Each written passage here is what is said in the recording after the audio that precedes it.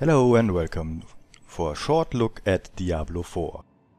I don't plan to go too much in depth with this one, since it's hack and slay, action RPG, there isn't that much to discuss here, and Diablo 4 itself doesn't have that much to discuss, because, well, it doesn't have that much content yet. I guess Blizzard wants to fill up the content with the seasons they are planning and add a few things onto the game in every season. Which, I get it, but I still paid $70 for this game and that is a bit irritating for me. I made one character so far, it's a mage, I play ice, and I heard it's a very good way to play the game, so, well, you get lucky sometimes.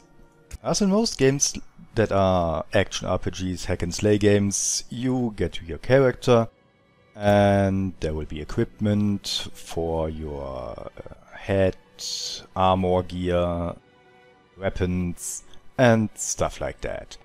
You will have some abilities. In the skill tree we have base skills, there are core skills, defense skills. The core skills are the main attack skills you will use most of the time. And then there are skills to conjure things, to help you, and then there is mastery skills, which are also attack skills, and they seem to help you alongside your core skills to do damage. There is the ultimate skill, you can only have one, and I choose ice because I play ice. And then there is a passive skill, you can only have one of those. I don't know how well it works for other characters, but this is a pretty clean way to skill your character as far as I'm concerned. For reference, I haven't played Diablo 3. I played Diablo 1 and 2, not 3. Interesting enough. So my reference points will be Diablo 2 and Path of Exile, which I also played. Compared to Diablo 2, I think this skill tree is both more casual and much more clean and sorted. In Diablo 2 you had a lot of skills, but in the end only the later skills were important. You only had to skill one skill up to max. And later they added some stuff, so the smaller skills, the other skills, gave some synergy to other skills, and that helped a lot. This is way more easy. You can equip your skills on your skill bar, and here we see another game limited by controller use. I could use way more skills if I wanted to. I have a keyboard, but since a controller has limited buttons, there are only 4, and I can't even have a second skill bar because, yeah, I guess switching it would need another button on the controller that isn't existing, huh? Then there is the Paragon boards. Oh yes, the Paragon boards. Starting with level 50 you get not skill but Paragon points. You can use in your Paragon boards. After you reach the end of a Paragon board, you can choose the next Paragon board. And so on. The Paragon boards have a slot for a glyph, and that glyph can give you extra abilities. So, you going onto the Paragon boards, take the important stuff with you, get the glyph, and then get to the next Paragon board. And so on, and so on. If you reach a new one, you can even look at the ones you want to add, and you can even rotate it so you can get to the spots you want to go to a little sooner. You probably want to reach the glyph spot as soon as possible. The Paragon boards will mainly do 2 things: give you more damage output and maybe give you some defense here and there. That's it. There is not anything special or complex about these things. It's in no way like the passive skill tree you would know from Path of Exile. Diablo 4 is very, very casual. Another thing, it's very convenient if you want to change your skills or your paragon selections. That's just a little gold you have to spend on it. So if you misclicked or maybe found a better way to spend your points, you can just say, no, I don't want it. Use your right mouse button and that's it. Diablo 4 has a very big map and you are here to explore it and get extra rewards if you have the renown for the area. The rewards are extra skill points, extra paragon points, extra potion capacity and max obols, a special currency. You get renown by exploring the map, doing side quests. There are some strongholds on the map you can conquer and you can find the waypoints that will give you renown. And then there are the altars of Lily, which also give you some extra dex or intelligence or maybe even an extra paragon point. In the seasons these altars will still be there, you don't have to get them all again, the renown will be there. So that's the only way I can see the seasons work, because if I would have to do everything I did on the maps again, I would never even think about playing a season. That is way too much of a hassle. It was enough of a hassle the first time, and I don't need this again. There are different difficulty levels. You start as an adventurer or veteran. I don't really know why there are two starting difficulties. I started with veteran because, well, it seemed like the logical conclusion, but it's really not. Just start as an adventurer, do the main quests as fast as you can, so you can transfer to Nightmare as soon as possible, because there is no reason to stay in the lower brackets for longer than you need to. And that's how this game is supposed to be played, which is a shame, because the main quest is pretty good. And a lot of the side quests add to the experience, but the game is more or less saying, don't do the side quest, do the main quest as fast as you can. It's the best way to play this if you want to level faster. The side quests also are hard to find in some instances, because sometimes you really have to find an item that will be dropped randomly, and I don't think that's a good design, but whatever. After you defeated the first main boss of the story, you can do a dungeon and then advance in the next difficulty. And after you've played there a little while and got a little better items to equip yourself, you can try to do the next dungeon and get into the last difficulty. That is done at around level 70, but you can do it much earlier if you want to. In the last difficulty there will be even better stuff that drops and you will get even faster experience. That's the idea. After a while, and it's not a long while, your stuff you will get in the dungeons will all be one big mess of, I don't need this stuff, and maybe every 100th to 1000th item might be interesting for you. So that's a little sad, but that's how these games work. You can also craft. You can't really create new items, but you can upgrade your items, and you can get sockets in some of the items to get the rubies or other gems into them and get extra effects on them. You can also destroy your items at the smith to get very important crafting material for the upgrades of the items you really want. After a while you just need to do that.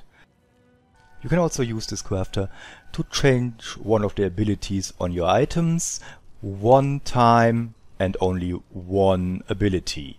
And you can choose from two random things he will offer you after you paid the price. it's a gamble. Your stash is way too small for the stuff you want to put into it. I only have one character, and yeah, I mean, I have to sort out some stuff.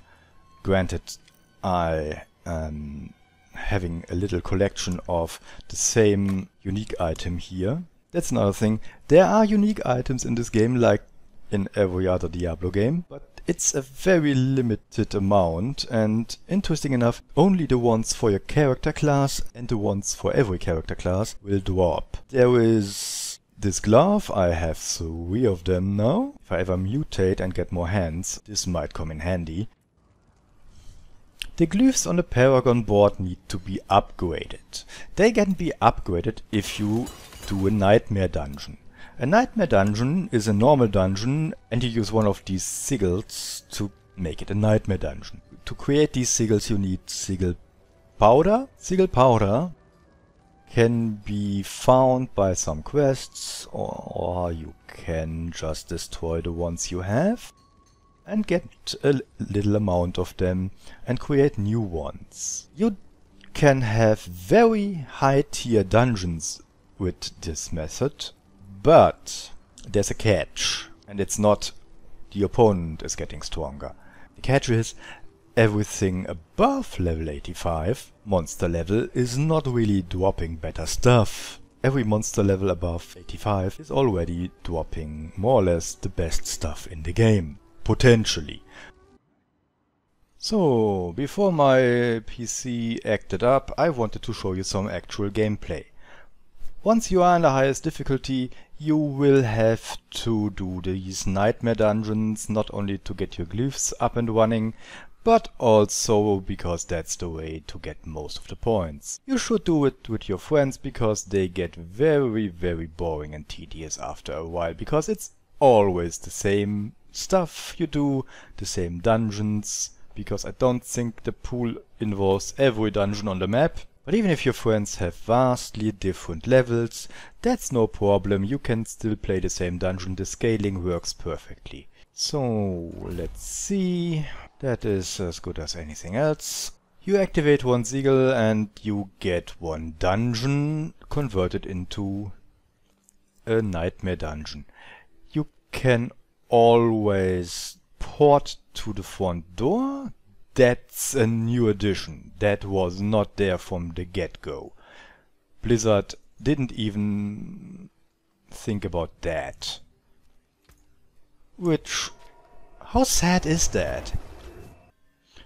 Porting to the front door of the dungeon is so much more convenient than using the horse you get from the game. And inside, check if you have a bottle active. The bottles give you some minor upgrades, like more defense against certain damage types, or more damage against certain monsters. But the most important thing, it gives you 5% more experience, and you want that. Believe me, you want that.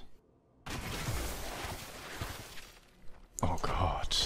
Did he just port away last second? What a funny little fella. Now come on.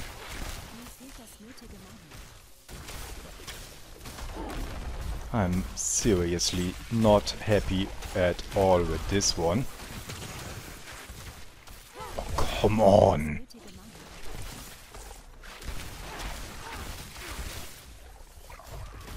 Oh, and he is some life-leeching menace, I guess. Ah, that's of course not. And that didn't even hit him. Could have sworn he was next to me. Yeah, well, there are certain objectives you have to do in these dungeons.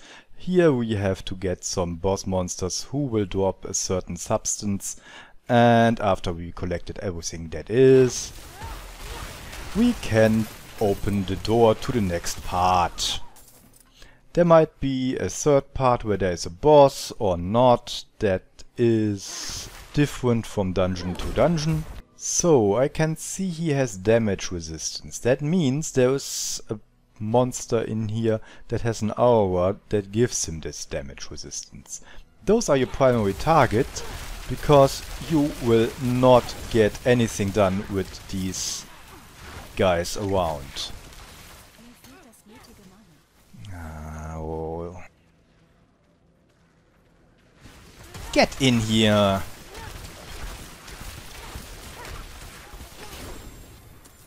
Oh, wait. He's... Another fun thing Blizzard thought was hilarious.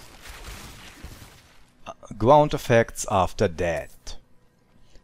Most of these guys blow up, which, since you want to loot some stuff, and sometimes you need to loot the quest stuff, is a really annoying aspect, because you have to wait until that effect has passed. Wasting your time even more. No.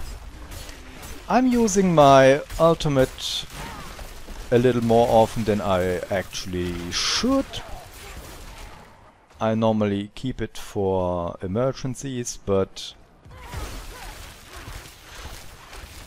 it's also very useful if you just want to get through this faster. And see, yet another explosion. I can't get to the purple stuff that I need to collect. Thanks, Blizzard. Oh, there's a trap on the ground. Did you see it? And more of these guys with the damage resistance aura. And I don't know what happened right there. I think I was stunned for a moment. Oh yeah, a freeze. Thing is, you really need to see it to react, and with so much going on around you, and your character is a little small compared to the demons, things might not be seen immediately. Of course, there's also the fact that I have a little more lag now that I'm running the recording software, so that's a point to keep in mind too. You have a very limited amount of mana. The regeneration is quite nice, but you still need your cooldowns down here. The Frost Nova that freezes everything around me and makes them vulnerable, which is the main point in all of this, because that means they take way more damage. And that's something you need, want, and there seems to be the last guy. Girl.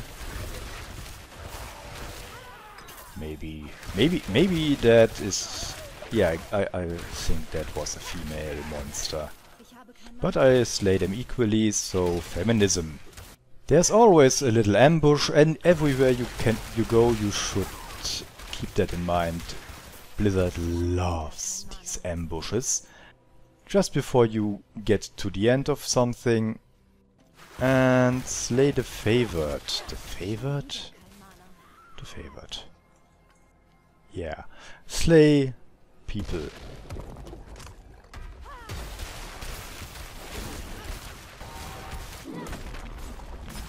That guy is very... what the...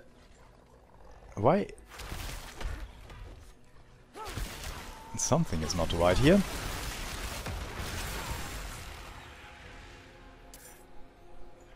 Looked like I had the control effect on me, but I didn't see the symbol, so I... who cares? Well, since the gameplay doesn't offer that much variety, I probably will cut out a good chunk of it.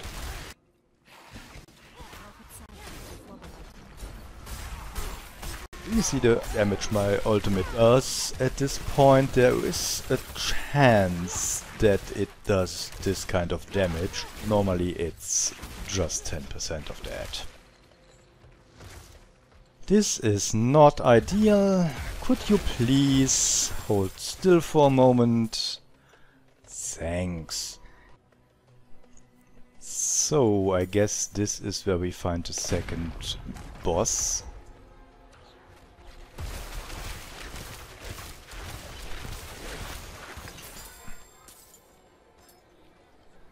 Well, I say boss, but...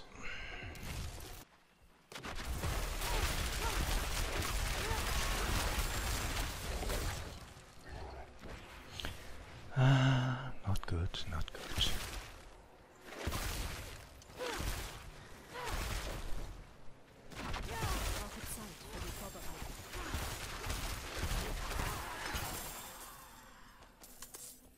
Having a ranged character means you will be running away quite often. And in this case, it's to get out of the sight of these aura guys, because the other elite bosses did get the same extra defense everyone else got, and that makes it rather complicated to kill them. Oh, come on. Yes. Waiting for that timer, and there we go.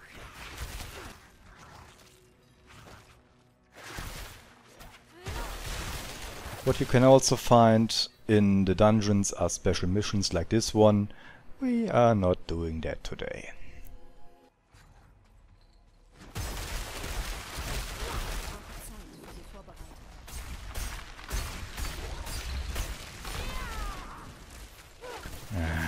These aura guys again.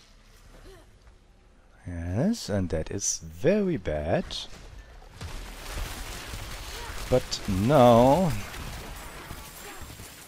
without the extra defense, this should be a piece of cake.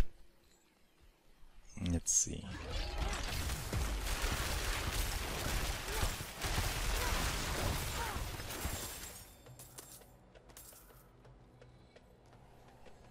Yeah, I think I'm missing the last target here. Well, missing is a big word. Ah, yes, mana would have been great at this point. So I found the last guy.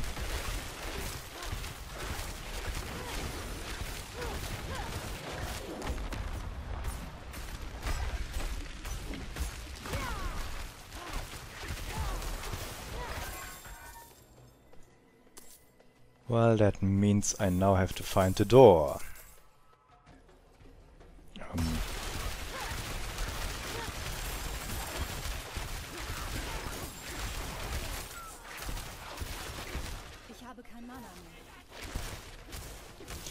Oh, this is so annoying that one guy with extra health is keeping me occupied.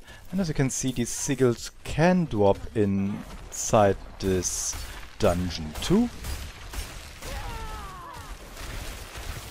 So you at least won't run out of them. But they might have some very annoying features on them, like even more stuff that explodes on the ground. Yeah, that's normally it. So, now that we are here, this is obviously the last part of the dungeon, the boss fight. Not every dungeon has a boss, this one has, which is a good thing. It would be very, very boring if it hadn't. Oh, come on.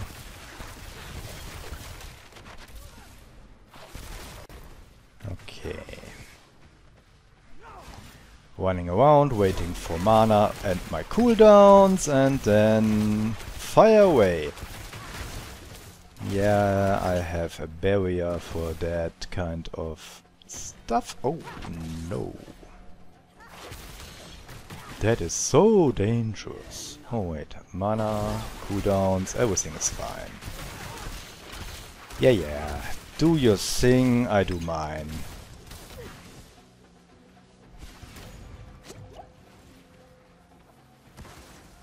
Oh my, there we go. Okay. This should be it.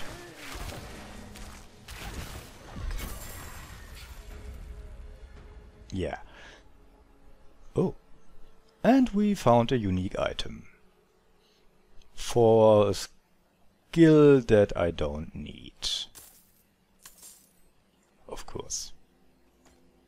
Okay, so we have this awakened glyph stone, and the awakened glyph stone should provide us with extra points for our glyphs. I'm working on this one. Let's upgrade it. And it's already 8, so I need quite a bit of points for it.